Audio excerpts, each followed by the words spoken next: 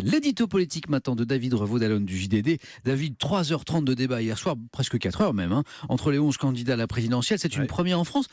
La question est toute simple, comment vous avez trouvé ce débat ? Samuel, je vais vous dire ce que j'en ai pensé. C'était long, mais c'était plutôt bon. Alors c'est vrai, ce débat à 11, il a été à l'image de cette campagne, un peu brouillon. Il a parfois tourné à la mêlée, voire à la foire d'empoigne. Et puis c'était quand même assez inégal.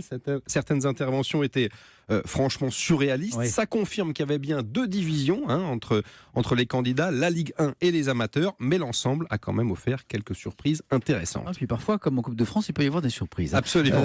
Les surprises, lesquelles ? D'abord, il y a eu ces découvertes ou ces redécouvertes. Le style inimitable et rustique de Jean Lassalle, le berger. Oui. La touche de fraîcheur incontestable de Philippe Poutou. Qui sera notre invité tout à l'heure à 8h20. Absolument. Bon, alors c'est vrai qu'on reste un petit peu perplexe à ce stade sur les raisons qui poussent Jacques Cheminade à être encore candidat à la présidentielle, mais on a assisté à quelques bonnes séquences. Nicolas Dupont-Aignan déchaîné sur tous les ballons, la charge de Nathalie Arthaud contre Fillon sur les affaires, l'anaphore du même Fillon en mode président exemplaire, spéciale dédicace à François Hollande, bien sûr. La passe d'armes Mélenchon-Le Pen et Poutou qui se fait applaudir même par Mélenchon. C'est vrai qu'on était un petit peu au spectacle, que pour certains c'était l'heure de gloire et donc ils en ont fait des tonnes.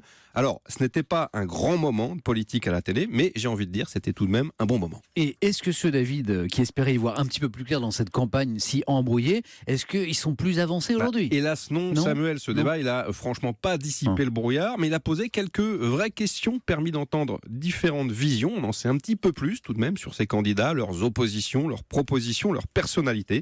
Alors, dans cette élection qui est plus incertaine, plus hasardeuse que jamais, cette confrontation, elle n'a sans doute pas été décisive, mais elle a apporté quelques précisions, c'est déjà ça, et ça ne peut pas faire de mal. Voilà, long mais bon, ce débat hier soir, c'était l'édito politique de David Revaud-Dallon. Merci beaucoup.